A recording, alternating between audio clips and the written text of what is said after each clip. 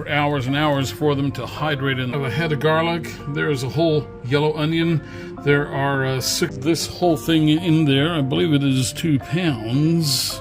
And also we're going to use a little bit of Tony Chachere's seasonings. Okay. So let me start mixing this up.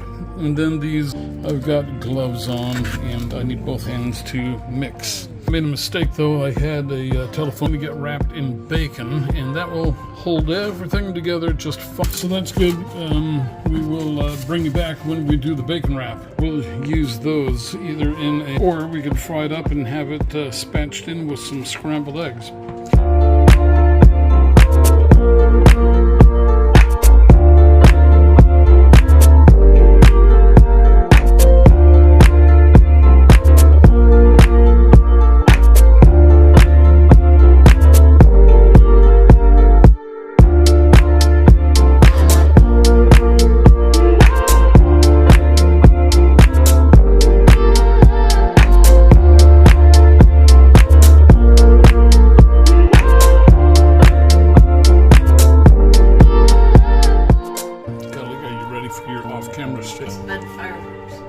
Okay, there you go. Yeah.